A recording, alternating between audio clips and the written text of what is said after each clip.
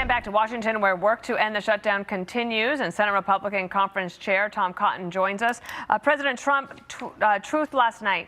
Democrats have shut down the United States government right in the midst of one of the most successful economies. I am happy to work with Democrats on their failed health care policies or anything else, but first they must allow our government to reopen. In fact, they should open our government tonight. Do you see anything, and perhaps this situation with the airports could be something that helps break the logjam so that the two parties can get together, talk, get this done? Well, Dana, the real world consequences are going to start piling up here, and hopefully that'll help the Democrats come to their senses.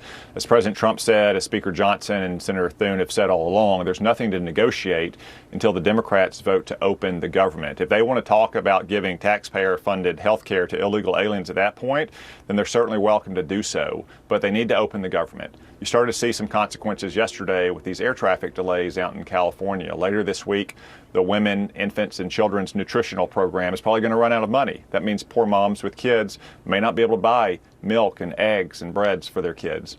We're going to have delays for civilian employees' paychecks later this week, then troop paychecks next week. These are all because the Democrats refuse to open the government, and then they can negotiate about health care, immigration, or anything else. And frankly, Dana, what we started hearing around the Senate yesterday is that there's a big left-wing rally in Washington, D.C. next Saturday, October 18th.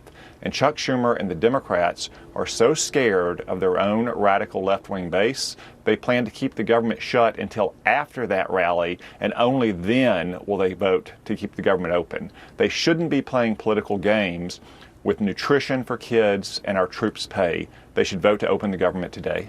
Okay, so that's interesting about what you're saying about the protest, because there is a theme out there about Senator Schumer.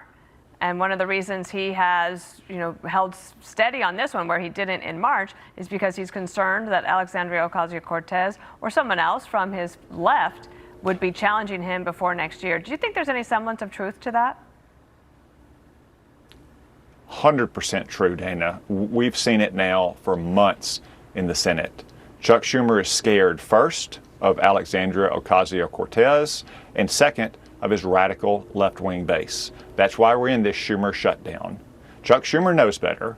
For the 4 years he ran the Senate, he put 13 bills just like this one on the floor, short-term funding bills, to allow the parties to continue to negotiate. He voted for all 13 of them, of course.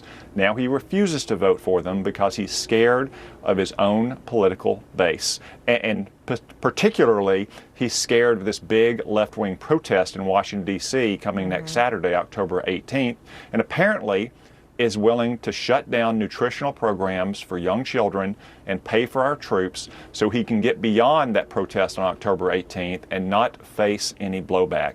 It's outrageous political gamesmanship.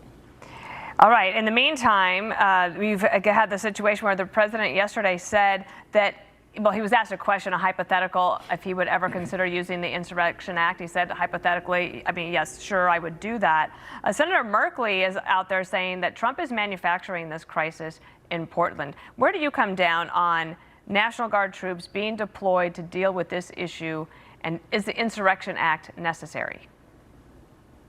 Well, I don't think any American who's seen the history of attacks on federal authority and federal property in Portland going back at least 5 years would say it's manufactured.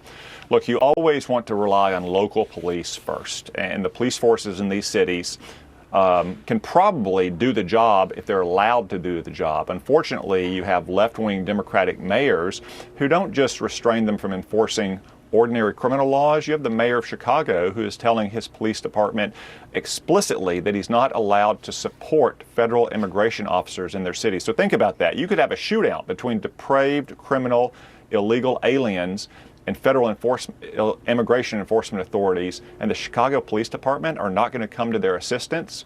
So if this continues and you have an open defiance and resistance of federal law, then of course the president has to at least consider the use of the National Guard and, if necessary, invoking the Insurrection Act, as has happened from time to time throughout our history, because we cannot have Democratic-run cities openly resisting federal authority inside of their cities.